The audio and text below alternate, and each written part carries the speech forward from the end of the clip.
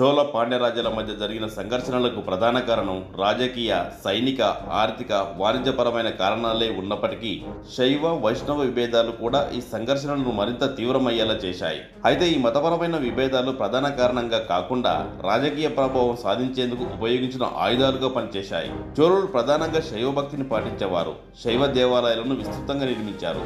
రాజరాజ చోళుడు, రాజేంద్ర చోళుడు వంటి చక్రవర్తులు బృహదీశ్వర ఆలయం, గంగైకొండ చోళపురం వంటి గొప్ప శైవ ఆలయాలను నిర్మించి శైవ సంప్రదాయాన్ని మరింత బలపరిచారు. పాండ్యులు వైష్ణవ సంప్రదాయాన్ని ప్రోత్సహించేవారు. శ్రీరంగం, మధుర వంటి ప్రదేశాలు వైష్ణవ భక్తి కేంద్రాలుగా అభివృద్ధి చెందాయి. పాండ్యులు, చోళులు హిందూ మహాసముద్ర వాణిజ్యంలో పోటీ పడేవారు. శ్రీలంక, దక్షిణాసియా దేశాలతో వాణిజ్య సంబంధాలు ఎవరి ఆధీనంలో ఉంటాయన్నదే ప్రధానంగా వీరి విభేదాలకు కారణమైంది. ముఖ్యంగా శ్రీలంకపై ఆధిపత్యం కోసం ఈ రెండు సామ్రాజ్యాలు యుద్ధాలు చేశాయి. చోళుల కాలంలో శైవభక్తి, శివభక్తుల ప్రాముఖ్యత పెరిగింది. శైవ మఠాలు విస్తరించబడ్డాయి. అదే పాండ్యుల పాలనలో వైష్ణవ ప్రభావం పెరిగింది. శ్రీరంగ ఆలయం అభివృద్ధి చెందినది. ఈ మతపరమైన భిన్నత్వం ప్రజల్లో అసంతృప్తిని పెంచింది. రాజ్యాధికారాన్ని నిలబెట్టుకునేందుకు రాజులు దీనిని ప్రోత్సహించారు.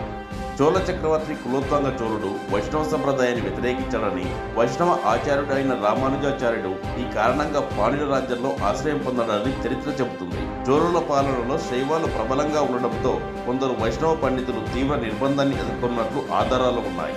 ఇక అంతిమంగా చెప్పాలంటే చోళ పాండ్య మధ్య జరిగే యుద్ధాలు ప్రధానంగా రాజకీయ, భూభాగ విస్తరణ, వాణిజ్య ప్రయోజనాల మీదే ఆధారపడ్డవి. శైవ వైష్ణవ విభేదాలు మతపరమైన పోరాటాలకు దారితీసిన రాజ పోరాటాలకు ఇది ఉపకరణంగా మాత్రమే పనిచేసింది. పాలకులు తమ పరిపాలన బలోపేతం చేసేందుకు మతపరమైన విషయాలను కూడా ఉపయోగించుకున్నారు. ఈ నేపథ్యాన్ని బట్టి శైవ వైష్ణవ విభేదాలు ప్రాధాన్య కారణం కాదని, కానీ కొన్ని సందర్భాల్లో యుద్ధాలను మరింత తీవ్రం చేశాయని స్పష్టమవుతుంది.